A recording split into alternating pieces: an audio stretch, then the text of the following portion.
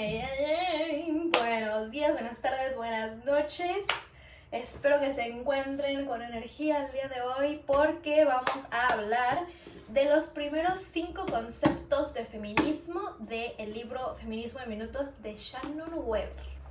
Así que pónganse cómodos, agarren palomitas si quieren tomar notas, si quieren son nerds como yo, que yo tomaría notas. Si no, nada más, bienvenidos a la plática. Bueno, mientras les platico de estos temas, voy a armar algo que compré en Ikea.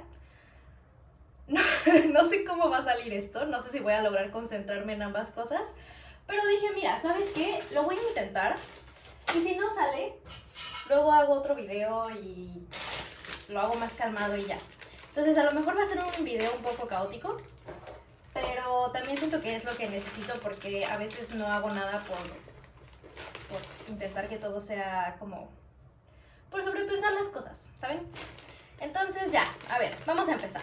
Les voy a platicar un poquito de la introducción del libro para que sepan de qué trata. Este libro habla del feminismo desde sus orígenes en el siglo XIX, o sea, en los 1800 y tantos, pero obviamente la libertad para las mujeres va desde muchísimo antes de eso, solo que este libro empieza en esas épocas, ¿ok? Está organizado por temas, o sea, de que tema 1 esto, tema 2 esto, pero los temas en sí son multidimensionales. O sea, puedes estar hablando del racismo un capítulo entero y al siguiente capítulo estar hablando de los derechos de las personas LGBTQ+, y a la vez esas dos siempre van a estar interrelacionadas. Entonces, eso es lo padre, eso es lo divertido de estas pláticas, porque podemos estar hablando de un tema sin dejar de lado otros. Entonces, como que se va haciendo una red bien grande y por eso es medio confuso. Pero para eso estoy aquí, porque yo sé lo confuso que es y como a mí me interesa, me gusta desmenuzarlo. ¿Alguna vez han intentado explicarle a alguien qué es desmenuzar sin hacer esto con las manos? Inténtelo, no se puede. Siempre usamos las manos para decir desmenuzar. Miren, por ejemplo, aquí en el libro dan el ejemplo de que muchas mujeres indígenas están peleando por sus familias, por la justicia racial y por la libertad sexual y reproductiva, al mismo tiempo que están peleando contra la colonización y la pobreza, todo esto al mismo tiempo. O sea, una sola persona puede estar peleando contra todas estas personas o puede ser afectada por todas estas cosas. Entonces, vamos a desmenuzarlo poco a poco. Y bueno, aquí hay una frase muy bonita que es como para cerrar la introducción, que dice que la justicia requiere poner mucha atención al poder y a la inequidad. Bueno, de eso se va a tratar este librito. Vamos a empezar con el primer tema, que es Reclaim. ¡Qué temón! Oigan, me acabo de dar cuenta que no he empezado mi esta cosa. Bueno, pero les estaba leyendo la introducción. A ver, esperen, ¿qué tengo que usar? Son como 3 diferentes y yo no sé cuál tengo que usar. Pero eso, ¿cómo va? Eso no está sosteniendo nada. No, quédate ahí. Para que haga clic. Ahí está, sí se pudo. Tenemos una primera parte. Ok, ahora que ya sé cómo hacerlo, ahora sí les puedo platicar de Reclaim. Reclaim, la verdad, creo que no existe una traducción al español, reclamar, pero pues es que no tiene sentido, porque reclamar, o sea, reclaim, es un concepto que habla de recuperar las historias que nos hemos contado, que nos han contado, que existen en la sociedad, para darle otra perspectiva, normalmente con una perspectiva decolonizada, con una perspectiva de género, como tomar más en cuenta el punto de vista de las mujeres y de todos los otros grupos que no son hombres blancos con dinero. Prácticamente eso es Reclaim. Entonces, este término habla de recuperar las historias de las mujeres o recuperar la historia del mundo como lo conocemos a través de las mujeres. Porque si lo piensan, las perspectivas, o sea, la historia que conocemos del mundo está contada como una historia neutral, cuando en realidad está contada por hombres blancos ricos que tenían el poder y que tienen el poder todavía, y está contado como que es una perspectiva neutral, pero en realidad no hay una perspectiva de las mujeres en la historia. Entonces, en los años 70, las mujeres feministas, obviamente, empezaron a contar sus historias en las áreas en las que estaban involucradas. Por ejemplo, empezaron a incluir novelas o poesía escrita por mujeres en las clases de literatura de la universidad.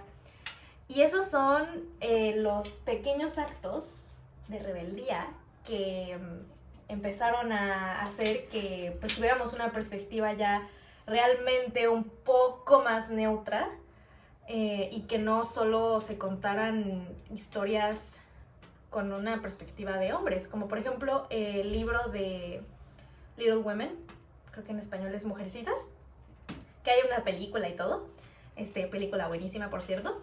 Pero esa es la idea, o sea, si se dan cuenta, no sé si todo el mundo conoce esa historia, pero es una historia escrita por una hermana mayor de una familia de 4 hermanas, y entonces como que ella cuenta su vida cotidiana, y como que el editor no quería vender su historia porque pues era super X, ¿no? O sea, solo eran mujeres, y finalmente sí, como que le compran los... no le compran los derechos.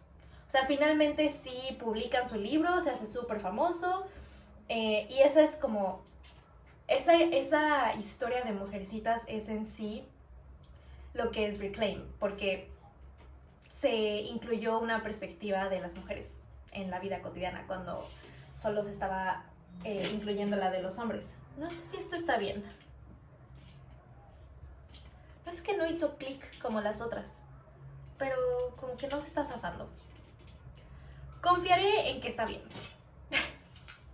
Ah, no, pero esperen, sí, no está haciendo clic. Ya vi.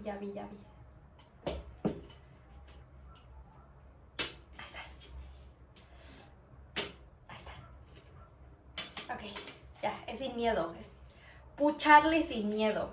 Y a este movimiento de incluir historias, incluir poesía en la literatura, se le llama Her Story, porque pues todo es en inglés, porque la historia está contada en inglés. Pero prácticamente significa la historia de ella, y es como un juego de palabras, y es lo que inició los estudios de feminismo y de género, que es lo que yo estudié una parte de mi carrera. Entonces, si se fijan, ese pequeño acto de rebeldía que esas feministas en los años 70 empezaron a hacer, ahora son una rama entera en las universidades. Eso me encanta, o sea, eso está demasiado chido, porque te das cuenta del poder de lo que un pequeño acto puede hacer, para bien y para mal, claro. Claro está. Eso fue el primer tema. Prácticamente es por eso que es importante recuperar las historias de las mujeres, para conocer el mundo desde una perspectiva no patriarcal. Ok, siguiente tema. Feminismo y lenguaje. Esto de bienvenides, eso es parte de este tema. Así que no se me vayan a espantar, por favor. Ténganme paciencia con este tema, porque siento que es de las cosas como muy alarmantes que hay en este momento, que es como de no, es que están destruyendo el lenguaje. Pero espérense, ahorita les voy a explicar por qué no es destruir. Déjenme primero, veo cuál es el paso que sigue. Miren cómo vamos.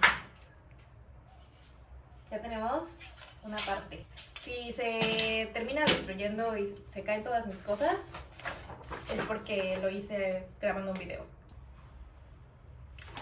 O sea, el paso 2, 3 y 4 lo ponen así, súper detallado, y luego el paso 5 es de que haz todo esto al mismo tiempo.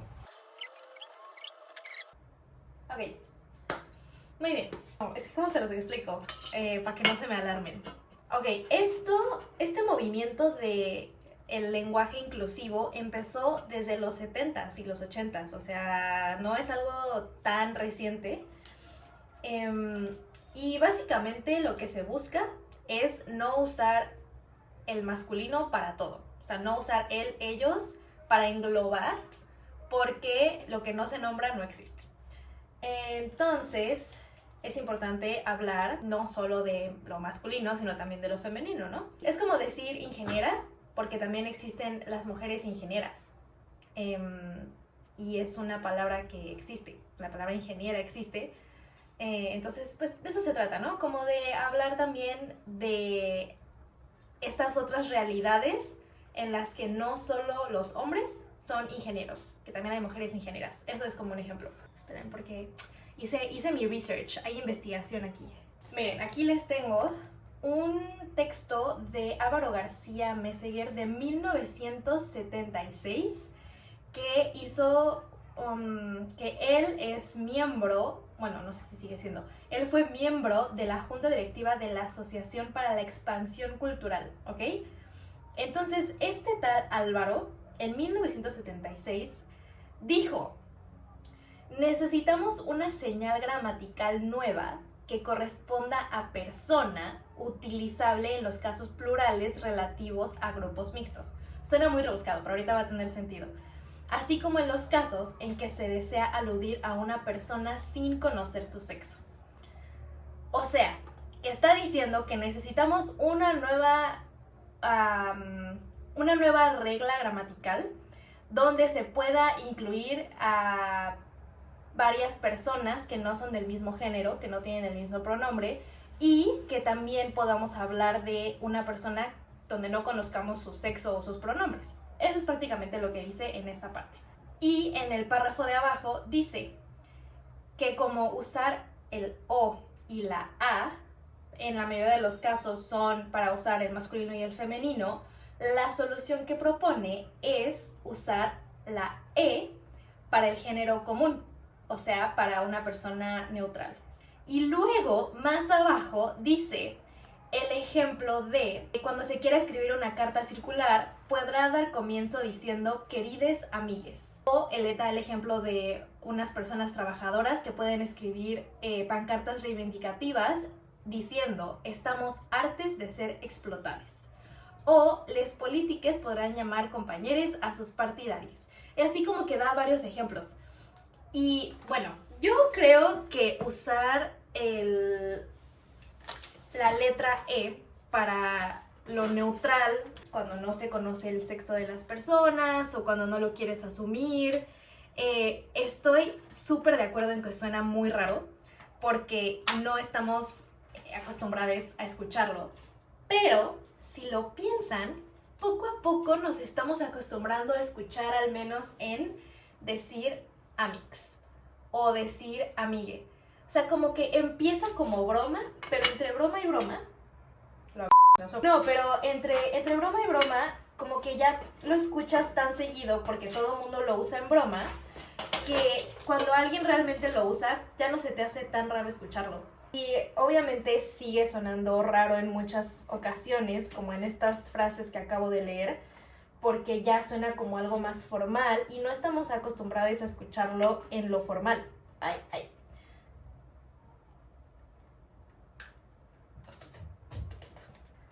Yo creo que es algo de tenerle paciencia, de poco a poco irlo integrando. Yo hay veces en las que sigo usando la O, el masculino, para englobar a varias personas. Pero hay veces en las que digo amigos y amigas, hay veces en las que digo amigues. Y así como que es cuestión de tener paciencia, yo creo, tener paciencia conmigo misma también, porque no es una transición fácil, porque es algo muy juzgado. Pero yo creo que poco a poco se puede ir modificando esto. Si este texto que les leí lleva desde hace 50 años y ya estamos hablando de estas cosas un poco más, la verdad, eso me da fe. Me da fe en que se puede ir incluyendo un poco más, justamente para dejar de priorizar solo lo masculino. No porque lo masculino tenga que ser menos, no porque tenga menos valor, pero porque es importante darle valor a todo lo demás también. Ahora, esto del feminismo y el lenguaje no solo se trata del lenguaje inclusivo, también habla de usar un lenguaje que no sea opresivo. Y como desafiar la estructura del lenguaje, porque si se dan cuenta, el feminismo se trata de desafiar. O sea, el feminismo dice, vivimos en un patriarcado, que todo está muy normalizado, cosas que no deberían estar normalizadas lo están, y queremos cambiarlo. Una de esas es el lenguaje. Por ejemplo, en esta pancarta que les voy a dejar aquí, está en inglés, pero aquí les dejo también en español, como que las dos, no sé cómo lo voy a hacer, pero ajá. Si se dan cuenta, es simplemente cambiar la forma de hablar de las cosas. Porque si la pancarta dijera, no seas violada, le estás dando toda la carga, toda la culpa a la persona que fue violada. En cambio, si la frase dice, no violes, le estás dando la responsabilidad a la persona que viola o que piensa violar. Y es ahí donde el lenguaje tiene muchísimo poder. Ok, aquí se va a poner un poquito complicado, entonces bear with me, ¿ok? Manténganse conmigo. La realidad que creamos, no, más bien, la realidad la creamos nosotros. Esto quiere decir que si yo hablo de cierta manera, es uno, porque así es como aprendí a decirlo, y dos, porque al yo decirlo, sigo construyendo esta realidad en la que así se dice, ¿ok? Es como un loop. Entonces, eso quiere decir que si este es el discurso que se da de decir, no seas violenta, o no te pongas esa ropa porque te van a hacer algo, ese tipo de lenguaje es el que está ahorita. El punto es que el lenguaje por eso es tan poderoso, por eso es tan importante usar el lenguaje inclusivo. Y el lenguaje inclusivo ya vimos que no solo es el usar la letra E, sino también la forma en la que estructuramos el lenguaje. Porque tú tienes la posibilidad de crear tu propia realidad. Y así creas la realidad de tu alrededor también. Suena muy cliché, suena muy rebuscado, pero si lo piensan realmente no está tan complicado, porque si yo me miro al espejo todos los días y digo, qué fea cara tengo, porque eso es lo que los estereotipos de mi alrededor me dicen, que mi cara es fea. Esto todo es ejemplo, ¿ok? No me estoy victimizando, esto es todo ese ejemplo. Entonces, si yo digo mi cara es fea porque todo lo de mi alrededor me está diciendo que mi cara es fea, eso es la realidad en la que vivo. Pero si decido un día verme al espejo y decir, tal vez mi cara no es fea, tal vez mi cara es bonita, y al siguiente día me veo al espejo y digo, mi cara es bonita, por más que la realidad de mi alrededor o el de antes de que yo dijera mi cara es bonita sigue existiendo, porque siguen existiendo todos estereotipos y toda esta plática de lo bonito es lo blanco, lo delgado, etcétera, etcétera, etcétera. Yo puedo crear esta otra realidad de decir, ok, yo no soy como estas personas estereotípicas, pero tengo otro tipo de belleza. Y si yo decido quedarme con eso, inconscientemente o conscientemente, también lo voy a repetir alrededor de otras personas y voy a abrirles esta posibilidad de la realidad en la que también ellas tienen esta posibilidad de ser bellas, aunque no estén dentro de este estereotipo.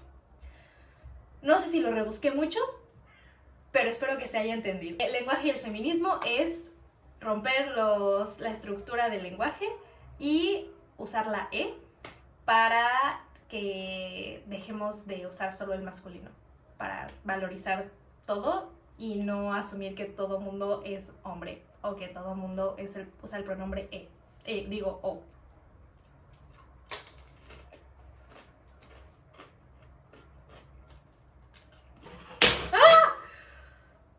¡Wow! Me asusté. Miren, tengo un amigo que me sacó el susto de mi vida. Ok, te voy a sacar por la ventana. A ver. Ok, después de esa interrupción por nuestro amiguín, ya llevamos 2 de estas. Falta una. Suena.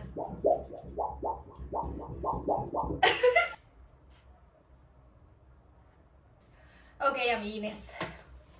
Sigue sexo versus género. Espero que hoy traigan paciencia porque son temas claves para entenderlos un poquito más rebuscados. Entonces, ¿cuál es la diferencia entre el sexo y el género? Primero, lo básico. El sexo es la parte biológica del cuerpo. O sea, puedes ser hembra o puedes ser macho, si así lo quieres ver. Naces con esas hormonas, naces con ciertos genitales. Eso es el sexo, ¿ok? Lo básico. Pero también puede ser que no esté 100% claro en algunos casos cuál es tu sexo, porque existen las personas intersex que nacen con ambas hormonas o nacen con ambos genitales. Es un pequeño porcentaje, pero existen. Y también el sexo puede cambiar porque las personas que se identifican con otro género, ahorita vamos a eso, pueden hacer una transición de sexo para sentirse más cómodas con su cuerpo. ¿Ok? Entonces ahí el sexo sí puede cambiar.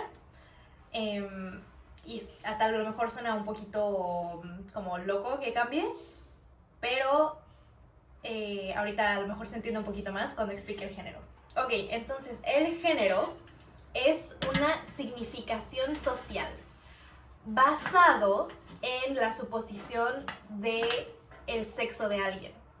Entonces, por ejemplo, si alguien se asume que le gusta el fútbol, que no muestra sus emociones y que le gustan los coches. Digamos que eso es el género. Entonces, de ahí es que sale el término de roles de género. Si se dan cuenta, es roles de género y no roles de sexo. Porque el género es algo creado por la sociedad. O sea, en realidad no es que nazcas con un género, sino que se te es asignado dependiendo del sexo con el que naces. Si naces con pene, se va a asumir que eres hombre y ser hombre es el género que te da. O si naces con vulva, que ese es tu sexo, se asume que eres mujer, que es el género que tienes, y entonces eso conlleva todos los otros roles de género con los que vas creciendo y te vas socializando y te vas desarrollando. Es por eso que el género puede cambiar, porque el género se te fue dado. Y si no te identificas con el género con el que se te fue dado cuando naciste y abriste tus ojitos, es por eso que puede cambiar. Entonces, es ahí donde existen las personas transgénero. Que está bien que exista el término transgénero porque se le da un nombre a lo que es, pero en realidad, si lo piensan, solo es alguien que se está identificando con su identidad. O sea, no tendría que ser tanto rollo el decir que alguien es transgénero. Solo es alguien diciendo, yo me identifico con este tipo de género y ya. Entonces, es por eso que alguien se identifique como un género masculino, que se identifique como hombre, o como mujer, con un género femenino, con ambos géneros o con ninguno. Y ya. Eso es todo, amiguín. O sea, así de fácil. Sexo es algo biológico, género es algo creado socialmente. ¿Ok? He ahí la diferencia entre sexo y género, y es por eso que es importante hacer diferencia entre estas dos. Porque ahí como que se llevan muchas confusiones de no, es que ya todo mundo se está inventando géneros, se está inventando cosas, no. Simplemente el género es algo creado socialmente, entonces, como se dijo anteriormente, tú puedes crear tu propia realidad. Ay, me van a funar por decir eso, me van a decir, no, es que la realidad es lo que es. Bueno, ve el video, la parte anterior, y no saquen de contexto esto para que no me funen. Sí, buenas noches, buenos días, buenas tardes. Habla aquí la editora de Marianne y vengo a informarles que este video aquí se va a terminar porque ya llevamos casi media hora y siento que llevamos un buen ritmo de aprendizaje, entonces siento que aquí es un buen momento de detenernos, de ir por un breakcito, un tecito, un lo que quieras. Y ya después seguimos con la parte 2 para los últimos 2 conceptos, porque si no ya es demasiada información hasta para mí. Entonces gracias por llegar hasta aquí, besitos y nos vemos en la parte 2.